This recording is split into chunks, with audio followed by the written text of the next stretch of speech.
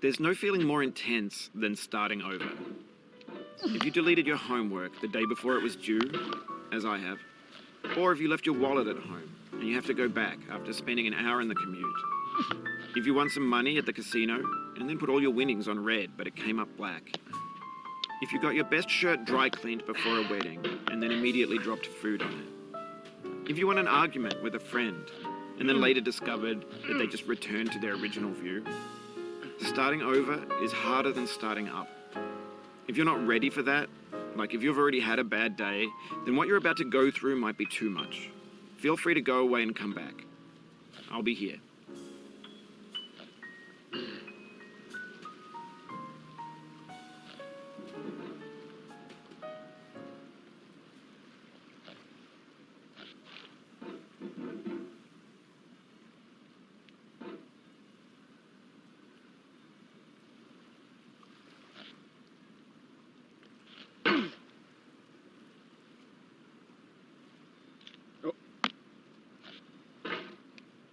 Alright, thanks for coming with me on this trip. I'll understand if you have to take a break at any point. Just find a safe place to stop and quit the game. And don't worry, I'll save your progress, always. Even your mistakes.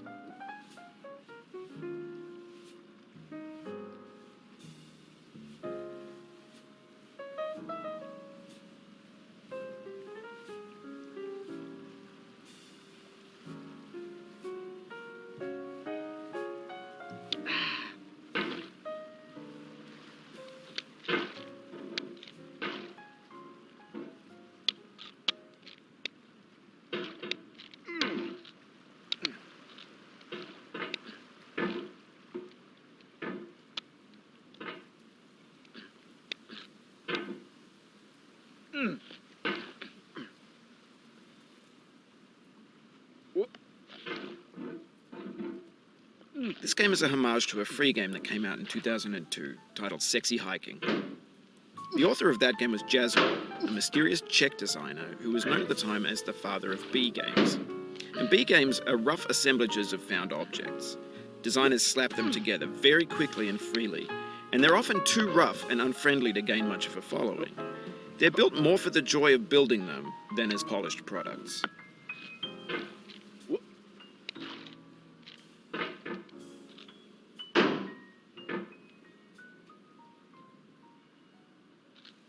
In a certain way, Sexy Hiking is the perfect embodiment of a B game. It's built almost entirely out of found and recycled parts, and it's one of the most unusual and unfriendly games of its time. In it, your task is simply to drag yourself up a mountain with a hammer. And that act of climbing, in the digital world or in real life, has certain essential properties that give the game its flavor. No amount of forward progress is guaranteed. Some cliffs are too sheer or too slippery. And the player is constantly, unremittingly in danger of falling and losing everything.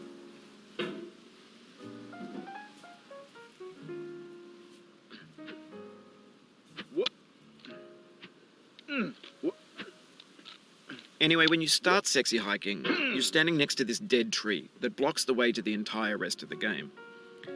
It might take you an hour to get over that tree, and a lot of people never got past it. You prod and you poke at it, exploring the limits of your reach and your strength, trying to find a way up and over. And there's a sense of truth in that lack of compromise. Most obstacles in video game worlds are fake. You can be completely confident in your ability to get through them once you have the correct method or the correct equipment or just by spending enough time. In that sense, every pixelated obstacle in Sexy Hiking is real.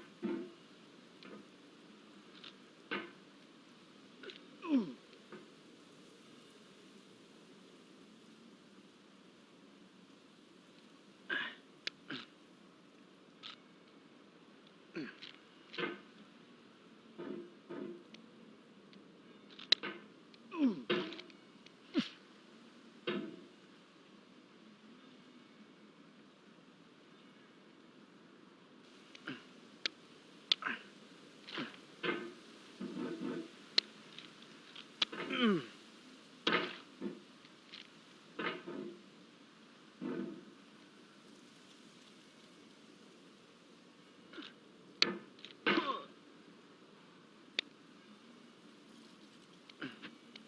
obstacles in sexy hiking are unyielding, and that makes the game uniquely frustrating. But I'm not sure Jazuo intended to make a frustrating game. The frustration is just essential to the act of climbing, and it's authentic to the process of building a game about climbing. A funny thing happened to me as I was building this mountain. I'd have an idea for a new obstacle, and I'd build it, test it, and it would usually turn out to be unreasonably hard. But I couldn't bring myself to make it easier. It already felt like my inability to get past the new obstacle was my fault as a player rather than as a builder. Imaginary mountains build themselves from our efforts to climb them, and it's our repeated attempts to reach the summit that turns those mountains into something real. When you're building a video game world, you're building with ideas, and that can be like working with quickset cement. You mold your ideas into a certain shape that can be played with, and in the process of playing with them, they begin to harden and set until they're immutable, like rock. And at that point, you can't change the world, not without breaking it into pieces and starting fresh with new ideas.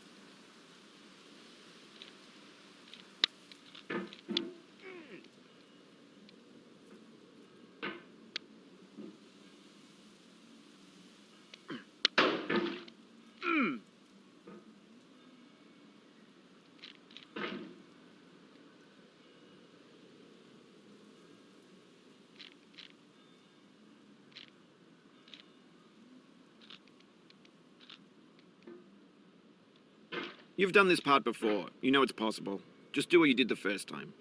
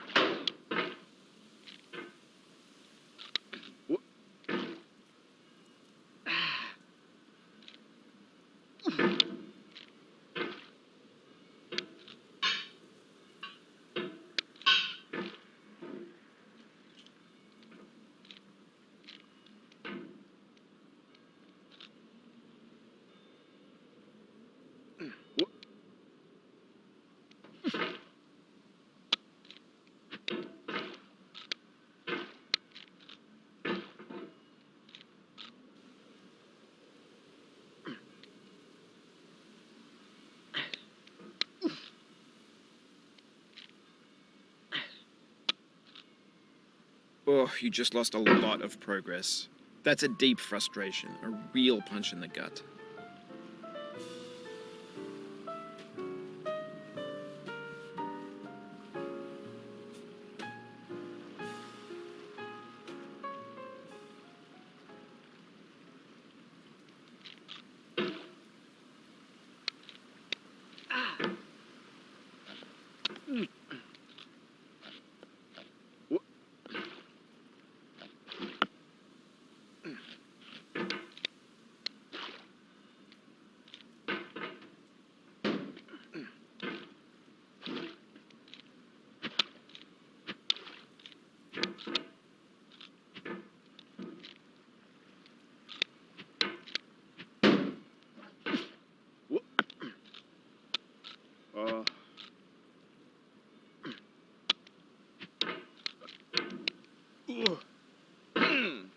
Oof, sorry about that.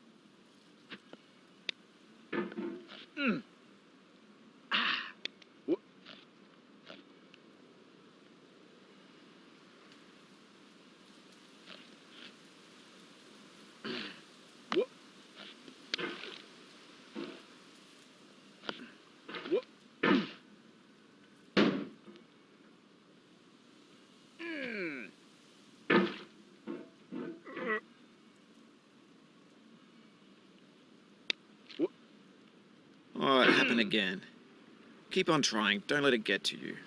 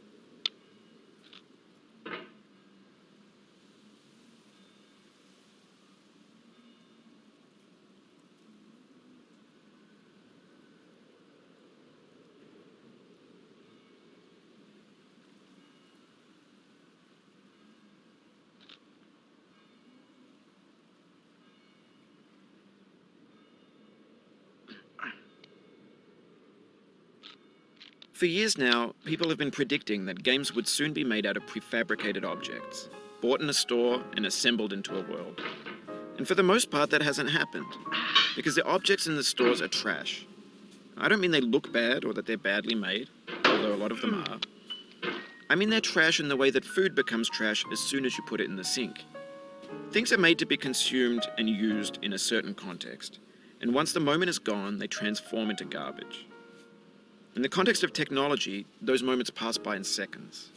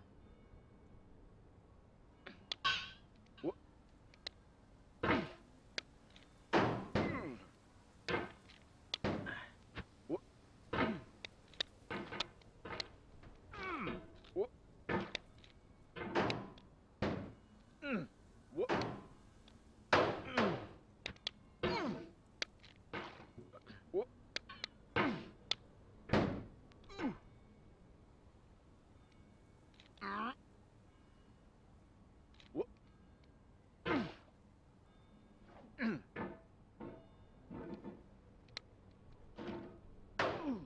no.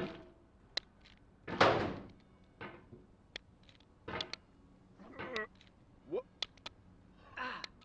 No.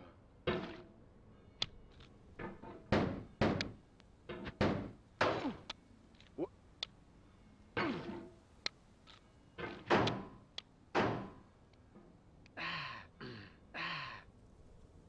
What?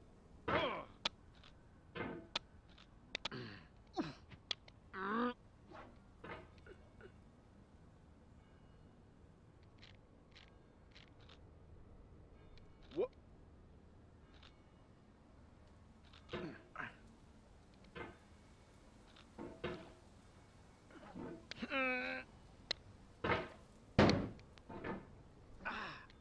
What?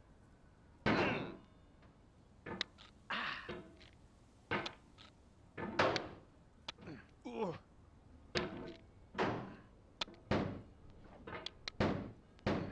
What?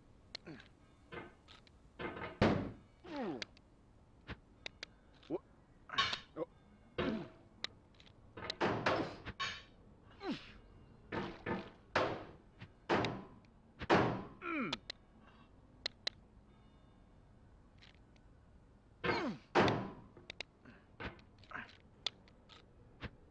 Over time, we've poured more and more refuse into this vast digital landfill that we call the internet.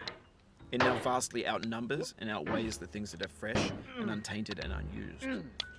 When everything around us is cultural trash, trash becomes the new medium, the lingua franca of the digital age. And you can build culture out of trash.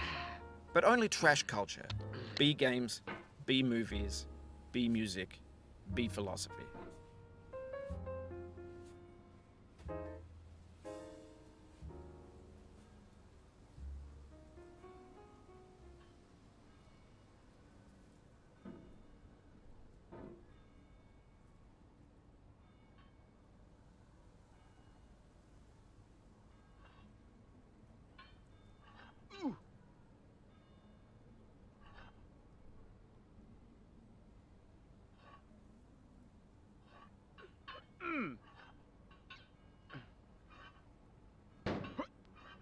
No. Maybe this is what digital culture is.